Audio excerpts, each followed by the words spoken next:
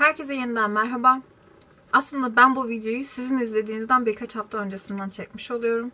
Yani bir önceki izlediğiniz videonun devamı olarak devam ediyoruz. Yani aslında aynı gündeyiz. O zaman saat 12:11'di, şu an saat 12:30. Neyse, çok fazla uzatmadan konuya girelim. İlk iki videomuzda yüz makyajı ile ilgili konuşmuştuk. Şimdi göz makyajı ile ilgili devam edeceğiz. Bugün sizlere en basit teknik olan, mesela işe giderken günlük hayatta nasıl makyaj yapabilirsiniz, bunlarla ilgili küçük tüyolar vereceğim. Hepsi o kadar. Bugünkü kullanacağım fırçalardan bahsedeyim birazcık. Bu Kiko'nun 56 numarası. Yani bu eski fırçası. Yeni fırçasının da şeklini göstereyim size, kafanız karışmasın. Şu siyah olan yeni fırçası. Bu da eski fırçası. Ben bugün eski fırçasını kullanacağım. Elim alışkın olduğu için eski fırçasını kullanıyorum. Bu da Real Techniques'in 203 numarası. Aslında aynı 203 numarası ama hani bu böyle limited edition, yani hani arada bir çıkartılan ürünlerinden bir tanesi. Bu fırçayla bu fırçanın arasında ne fark var diye sorarsanız, şu fırça daha kalın, yani daha böyle fazla akıllı. Bu fırçada daha az yoğunluğu olan bir fırça. Tabii ki milli paleti kullanacağım. Çünkü seviyorum. Bu paleti kullanacağım. Bu far paletini kullanacağım. Bu da Wet n Wild'ın Comfort Zone paleti. Sevdiğim bir palet. Hatta en sevdiğim paletlerinden bir tanesi. Beni az çok biliyorsunuz. En pahalı farlardan en ucuz farlara kadar hepsini deniyorum. Çünkü ben bir far aşığıyım. O yüzden söyleyebilirim ki Wet n Wild bu konuda çok iyi. Bir kere yumuşacık bir yapısı var. Kolay dağılıyor. Ve gün içinde de uzun süre kalıyor. Öncelikle göz çevremi aydınlatmakla başlayacağım. Onun için de bu rengini kullanacağım. Zaten arkasında da öyle gösteriyor, yani hani bakın. Öyle gösteriyor. Yapılması gereken şey o. Bir önceki videodaki tribimi yapıyorum. Tamam. En dikkat etmemiz gereken şey aşağıya yukarı, aşağı yukarı, aşağı yukarı. Bu hareket. Sağa sola. Çok bastırmadan. Sağa sola. Hepsi bu kadar. Sağ sol, sağ sol. Her yeri boyayana kadar, boyadığınızı düşünene kadar. Bu base tone diye geçiyor. Yani hani bütün damarlı görünümü alıp makyaja sizi hazırlıyor. Yine aynı şekilde yapıyorum. Aynı şekilde bu gözüme de yapacağım. Bu arada eğer ki bu çeneyi kapatabilmiş olursam, car car konuşmuyor olursam, bu gözümü yaparken hızlandırmayı düşünüyorum. Bu gözümü yaparken normal konuşacağım.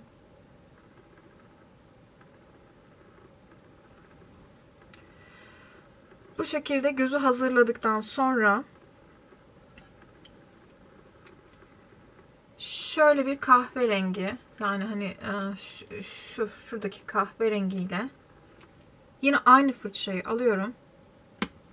Ve şimdi size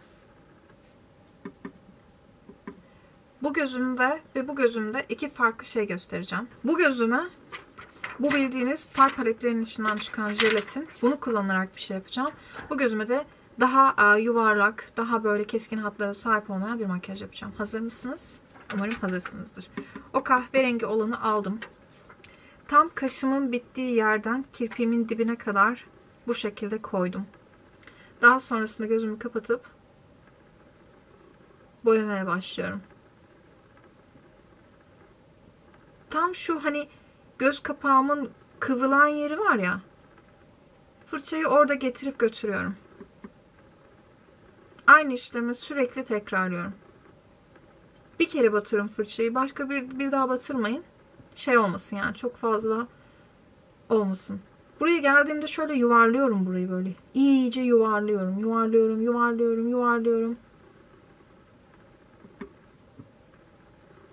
Bu arada bu tarafımda da çenemi kapatamadım. Yine video uzun olacak. Aşağıya doğru, gözünün içine doğru hafif bastırıp, çok değil, sadece o yuvarlağı bulmak için burada yuvarlıyorum. Burada gidip geliyorum. Ve bunu çekiyorum. Hepsi bu kadar. Bakın. İşte bu kadar.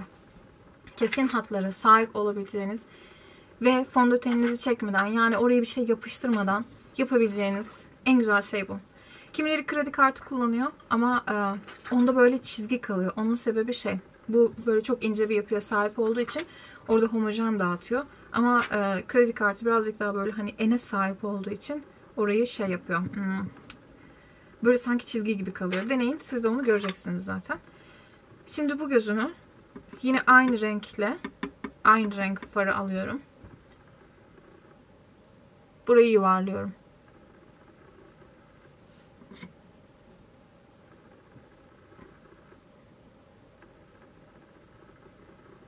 Sonra yine aynı şekilde iç kısmını dolduruyorum. Görüyorsunuz değil mi? Aslında mantık çok basit. Fırçayı alıp sadece şu gözümün kaplanma bölgesine sokuyorum. Ve gidip geliyorum. Hepsi bu kadar. Sonra orada böyle hani şununla konulmuş gibi durmuyor yani. Hani anlatabiliyor muyum? Böyle hani şılak diye sanki böyle şey dağıtılmamış bir fırça gibi durmuyor. Far gibi durmuyor yani. Buraya geldiğinizde de yine yuvarlak yapıyorsunuz. Bu şekilde. Gelelim gölgelendirmeye. Günlük hayatta basit bir işlemle gölgelendirme yapacağım şimdi sizler için. Şunu temizledim. Bu kez şu kahverengiyi kullanacağım. Ve bu fırçayla yapacağım. Aldım. Yine aynı yere koyuyorum. Nokta vuruyorum. Bu kez böyle yapıyorum. Gözümü kapatıyorum. Birazcık içeri doğru gidiyorum. Dövüyorum, gördünüz mü aslında? Şimdi böyle yapıyorum. Sonra tekrardan nokta yapıyorum. Nokta yapıyorum. Sonra hafiften şurayı şöyle bastırmıyorum bakın. Hafiften şöyle yapıyorum. Sonrasında büyük temiz bir fırça aldım. Çok koyu olmasını istemediğiniz zaman bunu bu şekilde dağıtabilirsiniz. Bu makyajı akşam bir yere giderken de yapabilirsiniz. Şu kahverengiyi birazcık daha azaltarak günlük makyajda da kullanabilirsiniz. Şimdi bu yuvarlak yapıyorum. Günlük daha çok böyle keskin makyaj sevmeyenler için bu gözüm. Yine aynı şekilde topik vuruyorum. Dış köşesine vuruyorum. Gördünüz mü? Sonra birazcık içeri doğru. Şu bölgeye. Yine aynı şekilde bu fırçayla aldım. Karıştırıyorum. 35 olanı seçiyorum. Bronze. On bronze rengini. Seçtim. Bu tarz krem farlarda böyle fırçaları da tercih edebilirsiniz. İyi oturtmak için yani. Hani oturur. Gerçekten hani o şey o fırçalarla oturuyor. Ya da benim gibi böyle kirli ama bunu bugün kullanmıştım zaten, sıkıntı yok. Bu tarz bir fırça kullanabilirsiniz. Tek yapmanız gereken şey şu bölgeyi daha ışıklı hale getirmesi için kalıcı tatu kullanabilirsiniz. Ya da elinizde hangi daha böyle aydınlık ya da ne istiyorsanız kullanabilirsiniz buraya. Açıkçası. Bu kadar. Önce açık olan kahverengiden şu geniş, birazcık geniş olanı alıyorum. Gözümün altını dolduruyorum. Üstüne sürdüysem altına da onu sürüyorum aslında.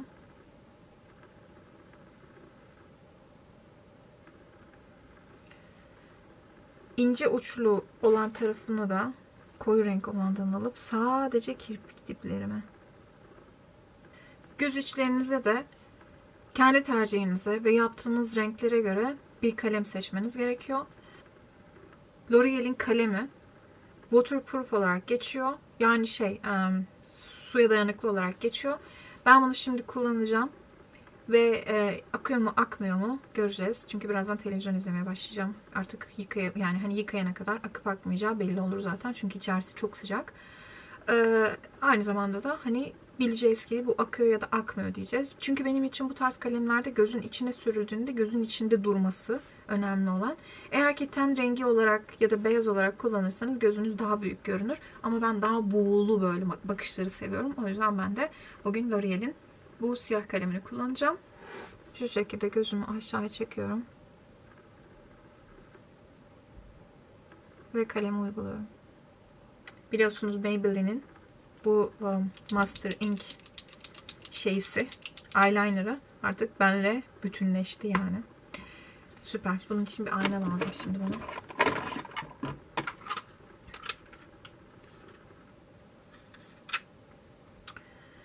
Aynayı da aldım.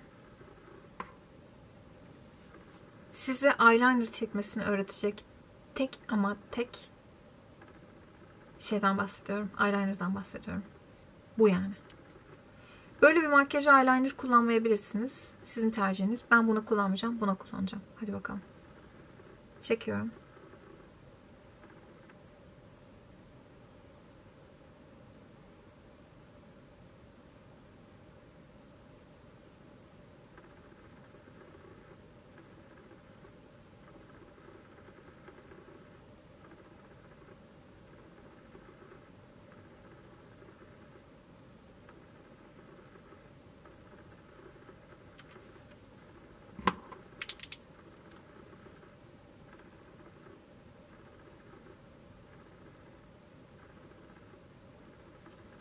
Muazzam.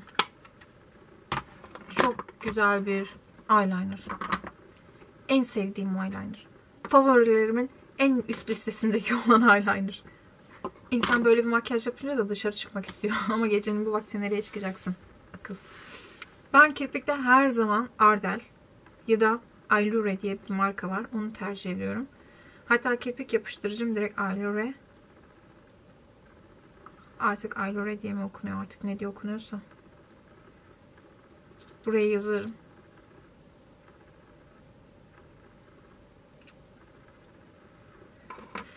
Kirpik yapıştırıcısını sürdükten sonra üflüyorum. Bu arada ben kirpikleri böyle şeyin içinde saklıyorum kızlar. Kullanıp atmıyorum yani. Daha sonrasında yakınlaşacağım şimdi. Daha sonrasında direkt gözümün üstüne koyuyorum. İç kısmını önce. Tam kirpiğimin üstüne. Bu zahmetli bir iş bu arada. Kolay sanmayın.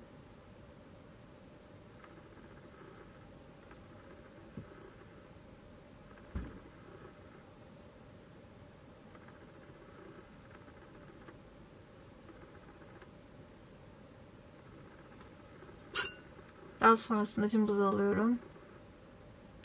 Direkt kirpiğimin üstüne oturtuyorum. Oturttuktan sonra burayı özellikle bekletiyorum. Yapışsın diye. Bu kadar.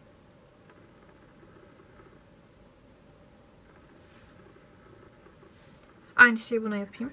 Genel hatlarıyla makyajım hazır. Dudaklarım çok kuru. İnanılmaz kuru. Bu bende genetik bir şey. Dudaklarımı şu anda herhangi bir kremle nemlendirmeyi kesinlikle düşünmüyorum. Çünkü biliyorsunuz zaten alerjiyim. Bütün yağlar bende alerji yapıyor. Şimdilik ben Flormar'ın bu Tropical Lipstick serisinden 06 numarasını kullanacağım.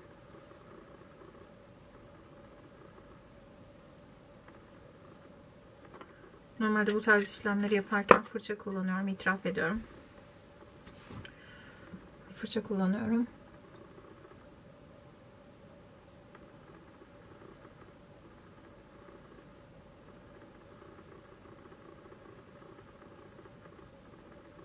Yoksa beceremiyorum. Ve işte makyajım hazır. Evet, sonunda yaptım yani. Evet, sonunda başardım. Bu gözümde farklı bir teknik uyguladım. Bu gözümde farklı bir teknik uyguladım. Birbirine çok benzeyen bir makyaj şekli İkisine de aynı renkleri kullandım. Gördüğünüz gibi herkesin çok rahat yapabileceği bir makyaj hazırladım sizlere. Aynı zamanda göz dolduran, sanki sizi profesyonelmiş gibi gösterecek bir makyaj. Ama dediğim gibi çok basit tekniklerle yapılmış bir makyaj. Bu makyajdaki kullandığım renkleri siz birazcık daha azaltarak kullanırsanız eğer günlük makyaja uygun bir hale getirebilirsiniz. Kirpik takmazsınız, olur biter. Umarım yaptığım bu videoyu beğenmişsinizdir. Çünkü ben beğenmenizi çok istiyorum. Nasıl bir baskı altında bırakıyorsam sizi. Şaka bir yana gerçekten faydalı olmasını istiyorum. Bu tarz videoların devamını gelmesini istiyorsanız eğer lütfen diştirin. Bu tarz videoların devamını gelmesini istiyorsanız eğer lütfen yorumlara bırakın. Aynı zamanda yorumlarınız benim için çok değerli.